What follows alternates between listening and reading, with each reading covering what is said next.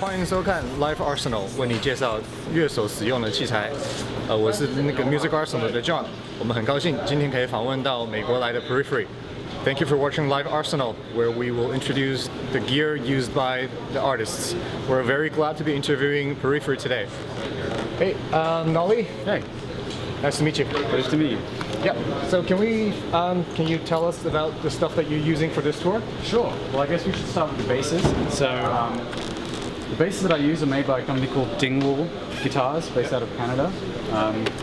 This is a prototype for a signature model which I've been working on with them, and this is kind of my main instrument for the tour. Yep. It has fanned frets, which are the first thing that catch most people's eyes. And it's because the scale length is extremely long on the low string, which enables the low tunings to come through really loud and clear. It has a preamp made by Dark Glass Electronics. It has an older body, a maple neck, and this one has an ebony fretboard, but that's not the standard feature. It should normally come with a maple board. Yes, exactly. I have another prototype here, which is basically the same thing. And then finally I have a Dingwall Afterburner model, which is one of the premium Canadian-made models. This has 6 strings, a triple pickup layout, and most notably has a wangy neck instead of the maple. This is probably my favorite sounding bass, and I use this for the songs where the guitarists are playing in the very low tunings, such as F sharp. And then may I go back to your second bass, and is that using the rosewood fingerboard instead? This one has a rosewood fingerboard, but that was just because this was the first prototype and they just grabbed a neck from the regular combustion series and put it on here and reshaped the profile to my taste. So this isn't really indicative of anything. The body was also made in Canada. This was literally just the first prototype that we tried out. Okay. Which is cool. Prototype made in Canada. Sweet. Easy history. I should also mention that I use Kalium strings. They're back here. These guys make fantastic strings, and they go in custom gauges up to extremely thick gauges. That's a 174 there that I use for the F sharp tuning. They go up to stuff in the 200s, 250 plus. Awesome bass strings, and everything is made custom to order for my tunings. So all my basses feature equal tension across all the strings for the tunings that I use. So. And we should also note that Kalium used to be called Circle K. They used to be known as Circle K strings. Recently rebranded. Yes. And then about your Dingwall that's going to be in production soon with the dark glass preamp. Is that a custom preamp that's specially designed for this bass? Yes, very much so. This actually is just a working prototype again. Okay. We've nailed down the bass and mid bands, but we want to try something a little bit different with the high band rather than just doing a traditional like high-end lift. We want to experiment with actually adding a second mid control. There's more of an upper mid aggression kind of thing. We wanted to do something a bit unique for the bass, so I'm about to receive some prototypes of that I'll be trying out. But it will certainly be nailed down by the time the first proper models roll out. Of course. And then it will, well, as you mentioned earlier, that the production will have a maple board. That will be maple necked. Yeah. But then I see that a lot of people are saying on the internet that they're more fond of the ebony. Yeah, I mean I can understand maybe aesthetically. Yeah. Well, personally, I like the ebony look better. Yeah. I mean, I like the look too. The reason why we didn't go with the ebony was just for stability and for, basically talking with the Dingwall guys and talking with the factory, they weren't sure they'd be able to source enough big enough pieces of a high enough grade to meet Dingwall's specifications in terms of stability, because that's one of the main things with Dingwalls is they're incredibly stable, and we didn't want people to have issues with cracking fretboards or anything like that. Exactly. Plus, I personally prefer the aesthetic of the maple board, and we thought about adding an option, but then we thought we'd keep it simple with just the maple board. Okay, and then we'll go on to your amps and stuff, and then I believe you're also using Axe-Fx? Yes, yeah, so behind here you have the rest of the rig, which is just what we use when we're flying around. It's very convenient to be able to just take these fractal audio Axe-Fx 2s around and get the same tone everywhere we go, basically. But before that, we have the Line 6 G90 wireless system, which we take everywhere. It's digital, so it works everywhere in the world. Yep. Never let us down. And then this is one of the key ingredients of my bass tone is a Dark Glass Electronics B7K distortion pedal and preamp. Yep. And I run that in front of all of my patches, whether it's run clean or not. I have the drive turned all the way down, and I use it for some EQ shaping. And what I find it does is really tightens up the low end of my sound, so I like that a lot. Yes. When we're touring in the US or in Europe, I like to use an Origin Effects Cali 76 compressor pedal. I just don't travel with that because it's just one more thing to take, and I'm worried about breaking it. But that's an incredible piece of gear that I just don't have with me. That then runs into the Axe Effects. The front of house sound is a direct output from the Axe Effects, but we rent backline wherever we go. In this case, we have a really nice dual setup of Ampeg SVT 450 heads and 8x10 cabs, which I'm running through on stage, which gives us a nice amount of stage volume so the people at the front can hear it, and it's just really nice to be able to feel the low end on stage. Again, this is just our touring setup. When we're on home turf, I use Matrix amplification power amps, which are extremely clean and just love how they sound, through Zilla cabinet 6x10s. Based out of England? Yes, based out of the UK. Paul at Zilla is a very close personal friend and makes some of the best sounding cabinets I've ever heard. So it's a shame I can't have them everywhere, but I do love the sound of these Ampeg stacks too, so it's all good. And picks? Picks, yes. Tune, No, I use Dunlop picks. These are regular Tortex.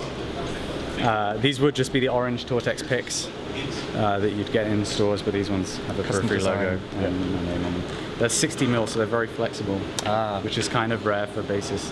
Apparently, a lot of people like to play with hard, stubby type picks.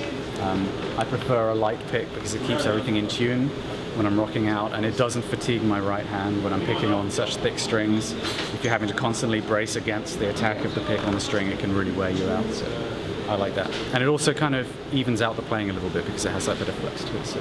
And then even back when you were playing guitar with Red Sea Sky, and then you were still fond of lighter picks? Yeah, I mean, yes. Certainly now I will always use a lighter pick. I used to use the Jazz 3 type pick. I used that for over 10 years. And it was odd going to a soft pick on guitar, but especially if you're hitting chords and stuff, there's nothing quite like a soft pick because everything rings out so in tune immediately. So yeah, soft picks are the way to go. Thank you. Cool. Shake hands again. Yeah. So we're glad to be interviewing Mark, the guitarist for Periphery. How's it going? Thank you, Mark. Thanks for having me. Okay. Okay. So would you like to sort of guide us through what you're using for this tour? Yeah. So each of us here on tour, all the 3 guitar players, brought our own Scott Dixon flight case here. And each one of these things you can see we have 3 guitars each. And my setup here, this is mine, this is Jake's. My setup here consists of a Ernie Ball Music Man custom JPX they made me. This is my main 6-string on the tour. I use it for all of our 6-string songs, Scarlet, which is a different tuning. Normally in the States I like to have another 6-string to sort of take care of the other tuning so I don't have to constantly be retuning. But this is, you know, because of all the flights and stuff, we've had to be a little bit conservative with all the guitars we take. Yeah, logistics. Yeah. And in this guitar, there's a custom deactivator which DiMarzio sort of modded for me to suit my style a little bit better. And there's a Dominion in the neck, which I'd never tried before. That I didn't have a preference in the neck pickup, so they were just like, try the Dominion. It's a pretty cool neck pickup. I don't use it too often, but it serves its purpose. Dominion is the pickup for Mark Morton? I believe so. Yeah. And here, this is the really cool thing about this guitar. That's why I use it. Roasted maple neck, bird's eye maple. They sent that to me after the matter. They asked if I wanted to try out the technology. I had never played a guitar with a roasted neck before. Okay. And I'd heard the benefits are sort of like cooking the moisture out, basically. Cook it like a pizza, and then the moisture is gone essentially, and the neck becomes more stable when you tour. And for a band like us, who tours a lot through a lot of different climates, stability in your neck is paramount. Yeah, I heard that it brings the humidity down to about 2% or something like that. Something like that, yeah. So not completely out, but like way down. Yeah, exactly. But yeah, I mean, it's a really, really nice guitar, natural finish in the back, so it's very, very easy to play. Yeah, I love this guitar. It's like my favorite 6-string I have. And that is the unique finish of your Music Man. I think no one else has it. Yeah, so when we toured with Dream Theater a couple years ago, and I saw John Petrucci playing a guitar that had an aluminum top on it, and it was silver. It wasn't quite this sparkly. It was very different than this actually. And I was like, how did you guys do that? Would you do that again? And they said, yeah, we'll do it again. Do you mind if we make it a little unique? I was like, I want it to be unique. so they did this sort of silver sparkle thing. It's really cool. It looks great, and very, very different in certain lights. So It certainly looks very cool. thank you. And right here is my main 7-string for this tour. This is a custom Mayonis Cedius here, and this is one they made especially for me right before this tour started. I wanted to try something else out on stage in terms of a 7-string, so they did something a little special. That guitar has a roasted neck. This whole body is roasted. So that they cook the body and they cook the neck. All the moisture and humidity is out. So it provides for a very stable guitar. Like, this guitar doesn't need to be retuned when I pack it open from a flight. It's pretty insane how stable it is, how the action pretty much stays the same show after show. It's pretty crazy. It's got the hip shot bridge. I customized it from the ground up. It's got the single knob here, no tone knob. These are my custom DiMarzio prototype pickups that we've been working on for about half a year now. We've been doing some iterations back and forth just to see what kind of cool, unique pickups we can develop. And these are the latest set, and I gotta say I'm really digging them so far. I want to go ahead and make a couple more changes to it based on these shows. But yeah, I'm really liking it, so stay tuned for more on that. And based on what you're saying, that it sounds like you guys are gonna put it out as a signature set. Maybe, yeah, we'll see. I mean, you know, I would only push for it if it was something unique and cool that I think people would be into. So for me, I have a very particular kind of style. I pick really hard, so I wanted pickups that were going to be very low output, not very low output, but more mid output and lower, considerably lower than anything DiMarzio's ever done. Just because I use a lot of bigger chords in my playing, and I pick really hard, so I don't need all that high output, you know. So better articulation for lower output. Yeah, stainless steel frets, glow-in-the-dark side dots, which is super important for me these days. Yeah, it's just a fantastic, and I believe this is called Antique Black. Okay. And they've done it on one other guitar before, but I really liked how original it looked, and this looks insanely different in different lights. So yeah, and natural finish on the neck here, bolt-on neck, which I love on all my guitars. And is the bolt-on the reason that you're choosing the Cedius over the? I guess the Regis is more popular within Mayonis. The Regis is more popular. I don't know. It's purely cosmetic for me. Why I like the Cedius more, you know. It's very superficial. I just like the way it looks a little bit more. It's a little bit different than the standard super strat shape. Yeah. But again, there's something I do like about the bolt-on or set neck on construction, as opposed to the neck through. And yeah, I don't know. Just visually, this guitar is very appealing to me, and it's very eye-catching. You know, I see a lot of people sort of do double takes at it. One, because of the body shape, and two, because they don't realize what the finish is in certain lights. Like, you know, you turn it one way, you turn it the other, or you tilt it, it looks completely different in all angles. So yeah, I'm really liking this guitar so far, and the pickups I'm very excited about. Very cool. Yeah. Remaining guitar. And last but not least, of course, this is my backup 7 on this tour. This is a Carvin DC 700. They're kind enough to send out for me. Yeah, I actually have not used it that much because this tone knob came off, so I've been having, or this volume knob came off, so I've been having some trouble with it on this tour. But I've used it a couple times. It's a great, insanely sturdy and stable guitar. This maple fingerboard is something that I really like the look of on stage as well. Tunematic bridge, Carvin stock pickups in there. The neck through. I was just saying how I like the bolt-ons, but yeah, I mean, it's cool. It's great. It's a great sounding guitar. Like I said, very stable, very sturdy, and yeah, it's awesome. Okay, and then what brand of strings are you using in picks? So I'm experimenting with these new Ernie Ball M steels. I've been a D'Addario user for years, but you know, as I've been with Ernie Ball for a while, they sent me some sets of the new M steels I've been working on, and I'm really digging them. I still got the D'Addarios. The D'Addarios are in here. The D'Addarios are on the 6 string, but the M steels are on the 7, and I'm really liking the response I'm getting out so far. So yeah, I guess the theme for this tour for me is just to experiment with some different variables. I've been using the same gear for years. I've never been the huge gear nerd, but I'm like, starting to get a little bit of a shift in mentality, just to experiment. You know, why not? We're playing so many sort of different types of environments that sometimes I just feel like switching things up, just out of habit. You know. Yeah. And for your amps and effects, and you're also using Axe effects. Yeah. Like others. Of course. So, it's very simple. Every show, we use these two huge cabinets. No, I'm just kidding, we don't use that stuff. This is our rig, basically. This is what powers our entire rig. Each of us has our own Axe Effects 2. Yep. And it links up to our MacBook here. MacBook triggers our patch changes. So when you see us play live, we have no pedal boards, we don't have any sort of pedals up there. It's all automated. So Pro Tools? through Pro Tools, yeah. So basically the way it works is Matt plays to a click in a Pro Tools session. And for instance, the first beat of verse 1, or whatever, first beat of chorus 1, we'll just input a little MIDI trigger there to switch to like a loose patch. We call it a loose patch, just like a normal rhythm patch.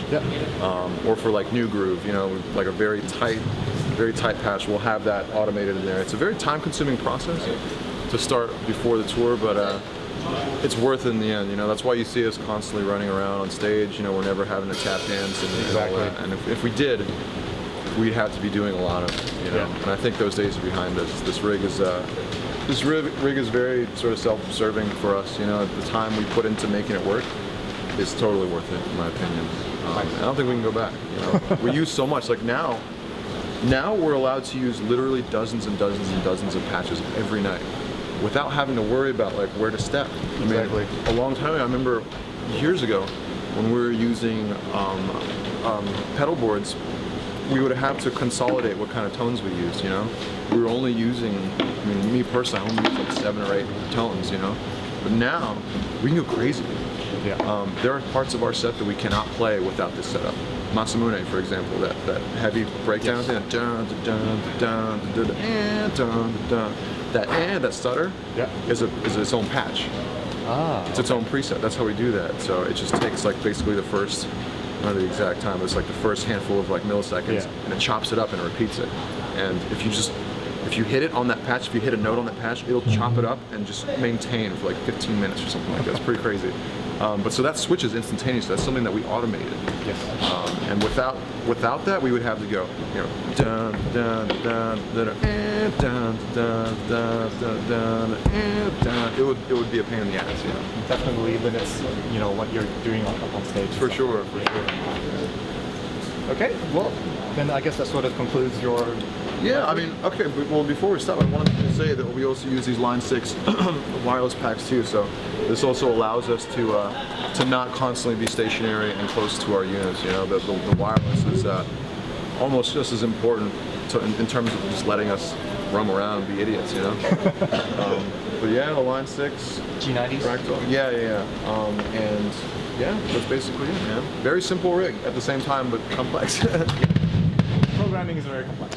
Yeah, but totally worth it. And I would recommend it to anybody who can afford it and who has the patience to do it. It does require patience. Okay, thank you very much. Thank you, man. Cool. Okay, we're glad to be interviewing Misha, the guitarist from Periphery. Hey Misha, nice to meet you. Nice to meet you too, man. Yeah, can you tell us about the guitars you're bringing on with this tour? All right, well, maybe we can get some lights up here, but let's see. So I actually have 3 guitars from the Jackson custom shop. They've been sending me a lot of really cool stuff lately. So this one is a 7-string. All 3 guitars have my signature bare knuckle Juggernaut pickups in them, yeah. And actually, they all have pretty similar construction when I think about it. They all have basswood bodies, maple caps, like quilted maple caps on them, maple bolt-on neck, and ebony fretboards. As you can see, I've got lumen lace side dots on here, and hip shot locking tuners, which are my favorite, just to keep it stable. 2 of the guitars have Floyd, so this has a official Floyd Rose on it. I do keep it unlocked there because I really just block it and use it for the fine tuners. Okay. So that's the 7-string. This one's been kind of beat up just because I thrash about and I jump into the crowd a lot with this one, so it's kind of showing its aged a little bit. This one is my main 6-string right now, and Another Jackson custom shop. another Jackson custom shop. This one's 6-string, and it's pretty much the same specs, just in 6-string. And this one has a hip shot bridge, hardtail bridge. Again, we have hip shot locking tuners there, and it's a bolt-on neck on this one. So this is probably one of my favorite guitars ever. So this is my main 6. This one's very special to me. And we've got actually sort of a twin to that one in a lot of ways. This one has actually like a marginally thicker body to it, and it has a covered set of my pickups. I think these are the Tiger covers with the Juggernaut logo etched, laser etched exactly. This one has an official Floyd Rose on it. Again, I'll leave that off because it's blocked with a tremolo no. Okay. Both guitars have tremolo nos on them. For those of you who don't know what that is, it's a way to block the trem. I have to take it off and show you, but it's a device that essentially allows you to block the trem, but with a turn of a thumb screw. Either turn it into dive only mode, where it will dive, but it won't pull back, and that way if your strings break, it won't go out of tune. Or you can just make it fully floating, and it's like it's not even there. So it's a device I believe that every guitar with an OFR or a floating trem should just have standard, because it doesn't detract from the performance in any way. Yeah. I know that some of the luthiers would have tremolo installed as a standard option with the Floyd equipped guitars. Yeah, because again, it's like not even a taste thing. There's like nothing bad. It only adds functionality to it. This one also has like kind of a nice little feature. I mean, you can't really see it, but this tone knob here notches, and when it notches into position, it actually bypasses the tone pot. So the guitar gets a little bit brighter. That's usually how I run it. So yeah. That's this guitar right here. And then I noticed your 7-string actually has a bigger bolt-on heel than your 6s. Well, actually, this has been sort of something like these are like custom shop works in progress. I told them I didn't really like the heel, so I told them what I wanted was something that would be more form-fitting. Yeah, that was. And this one, as you can see, it basically feels like a neck-through guitar. Like it fits, you know. I told him I wanted to fit like a handshake, like a handshake heel.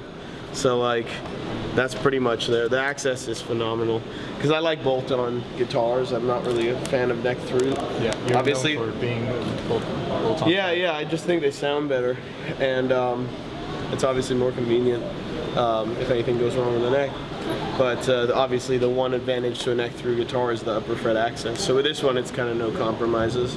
Oh, and one little cool thing that all these guitars share is having the truss rod adjustment right there rather than up there, because this is so much more useful, easy to adjust. You can just kind of stick a screwdriver or an Allen wrench tool or whatever will fit in there and adjust it in between songs if you had to. That's kind of nice. And then you have been mentioning the reason why you like bolt-on necks is that you like a neck wood that is more dense and a body that is more lightweight. Yeah, well, like basswood is a pretty porous, lightweight wood, and maple is extremely dense. Like and also actually a shorter neck will be more stable because it's, you know, it's mass that's concentrated. Like a longer neck will bend more. Yeah. So I find that these are more stable on tour. I also find that neck throughs tend to compromise the sound of the guitar a little bit. I really like the punchiness of like a lightweight body with a stiff neck, and it's kind of hard to actually get that, practically speaking, if you have a neck through guitar, because you have so much of this dense wood running down the middle, and that's actually where the pickups sit and all that. Yeah. So yeah, this has been like sort of my magic combination. I've tried like infinite combinations of woods and tops at this point for necks and bodies and everything, and basswood with a maple cap and a maple neck, bolt-on maple neck, just seems to be kind of what I always end up going back to. Yes, which is, you know, your experience with having so many different custom shop guitars. Yeah. And then what's the reason that you're bringing these 3 on this particular tour? These 3 are, well, this one has been sort of a tried and true road warrior. I have a BMW blue version of this, which I can only take 3 guitars. I would take the 4 if I could, but this one just happened to be a little bit better set up when I left, so that's just kind of chance. Yeah, it sometimes just comes down to that. These guitars do see a thrashing a lot on tours, and with the States, like the last tour, we were going through all sorts of climate, so some guitars suffered more than others, and the BMW Blue one was more of a main guitar on that tour, so this one was in slightly better shape at the end. This one, as I said, is one of my favorite 6 strings just ever, so it had to come. This one is a recent one. This is like my most recent guitar that I've gotten at all, and I wanted to take it out and road test it, see how I liked it. So that's the reason why. I obviously play a bunch of different brands right now, but these were the 3 that sort of made the most sense. And I've had good luck with Jackson's being stable on the road. This tour is like it started at NAMM. Then we went to Australia. Then we went to Philippines, then we went to Bangkok, then we went to Japan. Now we're in Taiwan, and we're going to Shanghai tomorrow before we head back to Miami for a cruise. So there's every possible climate and humidity combination, and I just wanted to take guitars that would actually be able to withstand that, because it's pretty brutal for the guitars. And I guess your absolute favorite is probably your Black Machine B2, but you said you're never gonna bring it out on tour. Oh no, I don't take that. That stays at home. Yeah. That actually, interestingly enough, when I had it built, Doug didn't actually have the strap lock pin up here, and he didn't install that. So he was like, and I was like, oh, it's not a big deal, I can get that installed. But I have actually never put it in, so I wouldn't even be able to put a strap on that guitar. I see. And that's kind of like something I'm keeping that way, just to remind me, like that's an at-home guitar. I use it for recording, I jam on it all the time, but it's much too nice to take on the road. Okay. And then for strings and picks, what are you using? Well, for strings, I use D'Addario strings. They're my favorite. For the 6 strings, they're usually tuned to drop C. Okay. Scarlett's a slightly different tuning. I'm really bad with notes, so I actually forget what tuning it is. I just know how it sounds. But it's CGC FAD for our drop C tuning, and we use it's either the 117 or the 116. I think it's the 117. It's the green set. It's 11 to 56. Okay. And then for the 7 string, that might actually be the 116. It's the purple set, which is 11 to 52, and then a single 64 as a low, and that's in drop A flat. As far as picks go, I'm using these Dunlop Tortex. I call them the pitch white picks. They're 0.88 millimeters. They're white material. It's like the pitch black picks that they do, but the white material actually feels a little bit different. It's a little bit stiffer. I just really like the feel of these. This is kind of Jazz 3 shape. Yeah, it's a Jazz 3 shape. In the studio, I use like a multitude of picks depending on the situation. So I really needed something that would be a good jack of all trades live. I see. And so far, this has been the best. Like this has been the one pick that it hasn't had me really like searching for something else. It's just been very effective. And it actually, I use it all the time at home for recording too, because I like it so much. So yeah, that's pretty much it right there. I don't know if you can see that. So the signature on one side and that on the other. The other guys also actually, I converted them to these because they like them so much. They're really great picks, so everyone else has them now too. Yeah. And then in terms of amps, you're using the XFX like all the other boys? Yep, they're all using XFX. So we have 4, because Nolly uses it as well for his bass. With the B7K? Yeah. Yeah, exactly. Just because that thing's kind of killer, man. Yeah. And I actually have a Protone signature overdrive pedal that I would like to use with mine, but it's just for the simplicity of like a touring rig, a flying rig. We just try to do as little as possible. Yeah, I'm using like the Friedman model, Friedman HB8, the HBD model as my rhythm tone. Mid-gain tones, the Cameron, using it's like Boutique 2. These were dialed in like a few tours ago, so I don't even really think about it much anymore. What am I using for cleans? Where's my clean sound? Oh yeah, that's Boutique 2 as well. Nolly kind of helped us dial these in. He's like pretty ridiculous with that stuff, and he actually made a custom IR that we use, so that we kind of. Through his Zilla or something else? I'm not entirely sure what it is. I forget, but it sounds great, and it's kind of like custom for us. It's something that kind of sets our sound apart from everyone else. It also is very appropriate to what we do. So at least the guitarists are using that as their tone, and obviously using the Line 6 G90 relay system. Just digital systems are extremely convenient to use around the world. Dual voltage, they don't take up the regular channels. There's some countries you have to buy channels for or whatever, so this is kind of nice for that. And it's also the only unit I've ever used that genuinely doesn't alter your tone at all. Okay, one last question is that the internal wirings, are they just stock, whatever comes out of the shop, and you just leave it as is, or you have your own preferences? I mean, well, my guitars are basically wired as such. So, humbucker, split inner coils, Petrucci sound, right? Full on middle, split outer coils, and then full on neck. And then the only other thing that's unusual, as I said, is like the notch. And I'm probably gonna start doing this on more guitars as it goes, but just having this sort of notch that like just cuts straight to the volume. Because oh no, I don't really use the tone knob ever, but in the studio sometimes it can be very, very useful. So that's kind of my like, pretend there's no tone knob, switch for live use or whatever, and then in the studio I can turn it on or adjust it however much I need. Okay, thank you very much. All right, no problem.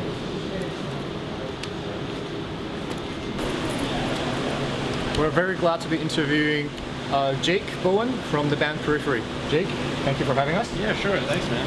Okay, would you mind telling us about the guitars you're bringing on this tour? Yeah, sure. Obviously, they're your signature guitar from Ibanez, the Titan. Yes. Some people might not realize, but I am endorsed by Ibanez Guitars, by Hoshino in Japan. Yep. I have I should have cleaned it before it's on camera, but got some sweat and beer on it. But I have a signature series guitar with them. It's called the JBM 100. It's kind of this, I have a 6-string and a 7-string. Eventually I'm going to do an 8-string model, but currently I only have a 6 and a 7, but it's a great guitar. I also have signature DiMarzio Titan pickups in it. And the woods used on it are a mahogany body with a maple top and an ebony fretboard. The neck itself is made out of a 3-piece maple and babinga, and it's got the low pro edge. This bridge just made a return with Ibanez. A lot of people are happy about that. It's got a reverse headstock and a black and gold color scheme that I'm really fond of. So yeah, that's the 6-string right there. Break down to 7.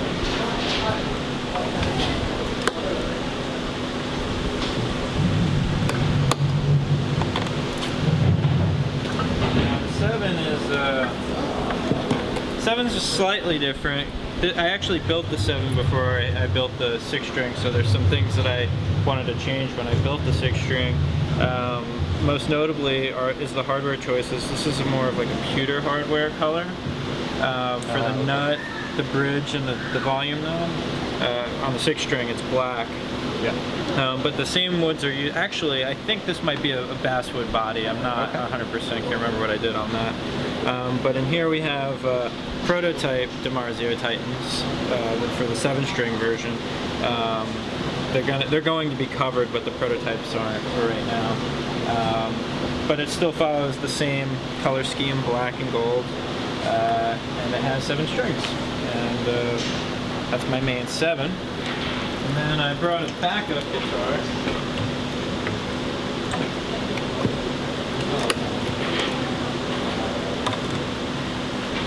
Backup RGD 2127. Wow, these guitars are a mess. I really gotta clean these things. Anyways, if I break a string on my 7-string, I'll go for this one. But this is a very, very nice guitar in terms of how it feels and how it plays. It's also a bit bigger scale than my 26.5, I remember correctly. Yeah, it's a 26.5, and that's a 25.5. It's the LA Custom Shop 7-string. But it's it's my go-to guitar. I write a lot on this guitar because it feels really good too. And as for the pickups, I have a Crunch Lab in the bridge and a liquefier in the neck. Those are the DiMarzio John Petrucci sets. And Yeah, it's a made in Japan model, and it's a really nice guitar. And this is all stock. Yeah, everything is stock except for the pickups. And then, what did you do to convince Ibanez to use the ebony fretboard, which they're known for not using? Yeah, I didn't have to really do anything. I asked them. When I was building my the first custom, I was going over specs with my rep, Mike Taft at Ibanez, and I just asked him, and he was like, "Cool." Didn't even say anything about it. So I didn't have to convince them or anything. They were happy to do it. But I think part of it is the trends of what people are using for wood on guitars. Is everybody's starting to take notice. So while it is hard to work with ebony, it cracks easily, and it's a little bit difficult. It's worth it because people want it. And then, as of right now, Ibanez will only be releasing the Titan in 6-string version. For right now, yeah. Right now. And yeah. If enough people are getting interested, they might have a 7-string. Yeah, I think it would just stand to reason that if enough people are asking for it, they'll want to do it. But right now, we're just doing the 6-string, and it's got a lot of buzz about it. And people are very stoked on the way it looks, and some people have had a chance to play the prototype at NAMM. Yeah, it's I think it's going to do well, and I think it's gonna be a nice guitar for people to own. With picks, you're also using the Dunlop picks? Yeah, I actually have I have one right here.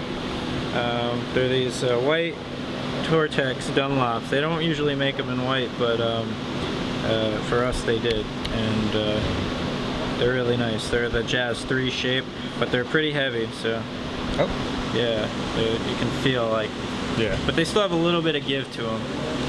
For a while I was using really light picks, because when we're all playing live, it's very easy to sound out of tune, even if you're not really out of tune. It all has to do with how hard you pick the string. So I was using these light picks for a while, and they wouldn't, the attack wouldn't send the string out of tune. But now I don't pick as hard, and I can use a heavier pick. Heavier picks are way more fun to solo on, because you don't have to, you can really dig in. But yeah, don't have Tortex. And then, are you using the Dario strings as well? Yeah, I use the Dario on my 6-string. I use the 11 to 56. I think it's the EXL 1117 pack. I use a 10 to 52 pack with a 64 added on for my 7-strings, and for my 8-string, which we're not playing any 8-string songs on this tour, I use a 9 to 52 pack, 7-string pack, and then I add on a 74, I think. But I have to check. I haven't really looked at those gauges in a while. Yeah, no worries. But yeah, those are my Ibanez's that I brought with me. Okay, cool. Yeah. As far as amps go, Axe-Fx? Yeah, Axe-Fx 2 all the way. Triggered by Pro Tools? Yeah, we don't have any pedal boards or anything like that, so it takes a little bit of effort to program where you want the patch to change, and but it's such a relief not to have that extra step or steps to do during the show. I can just focus on playing. No more tap dancing? Yeah, no more tap dancing, exactly. So, can I have this? That is for you. Thank you. Yeah. Right? Yeah. Very glad to be having you with us. Oh yeah, thank you very much. Thank you. Yeah.